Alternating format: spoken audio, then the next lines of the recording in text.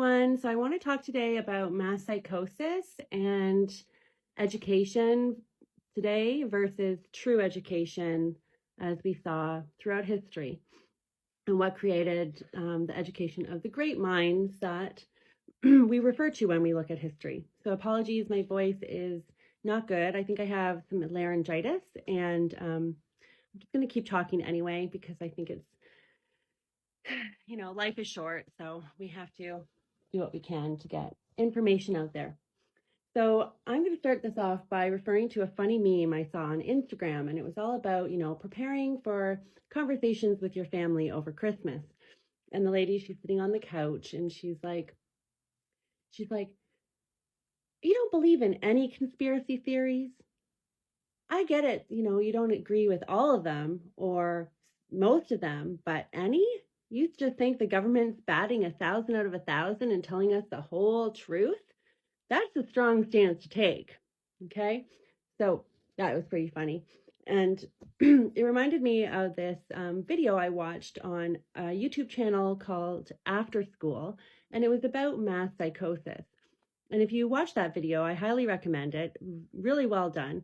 But they really go into what mass psychosis really is. And you can clearly see there that the people who are questioning what the government's doing are not those who are falling victim to the mass psychosis. And that leads me to think about how in Canada, they actually changed the definition of psychosis on Google to include those that are questioning the government's worrisome actions and believe that the government has potentially bad intentions. So this is what we're going into this holiday season, with this as the new definition. So I guess we got to be careful, right? At the same time, just going back to that meme, and there's a lightheartedness we have to put forward, but also this understanding that people are actually under quite a delusion. And that leads me to think about my family and where I'm at, my situation. So almost my entire family is university educated. I would have liked to go to university, but there was 2 of us girls, and my older sister, she was like really exercising her intellect at a young age and looked like she was heading in that direction. And I just didn't really think mom and dad could afford to send both. So I kind of just was happy, and I was happy because I got into the trades right away and just started painting houses. And I liked just to make money, and I've always been somewhat of a enjoy life kind of a person, and at the same time stay on top of your money and don't go into debt, and invest in things that make life less expensive but still covering your bases. So I love the idea of the tiny home movement and sustainable living and minimalism, essentialism, really just having like good quality things so that I don't have to keep replacing it. So it was never I never really had big dreams or aspirations I shouldn't say that. I always really liked law. I always really felt drawn into politics more than actually feeling like an overall urge to be in politics, but just knowing that I was interested in it from a young age, and interested in improving communities and problem solving, basically. So going back to that, so my whole family's university educated, and having conversations is difficult. And it really, after homeschooling my children, I went really with an older model of homeschooling. So I looked at how the men who wrote like the Federalist Papers, how are they educated? How are these brilliant minds educated? And we see there that these men had a very similar education. They were all at a very young age quite steeped and knowledgeable in Bible principles, and they spent a lot of time in nature, either working on the farm or just outdoors in general. So they had the influence of both scripture and the natural world working hand in hand, and hard work was an important aspect of their lives. And then going from there, they would go to school and learn the basic reading and writing, which they were already learning the Bible and everything. But they would end up in university or college by the time they were on average age 12.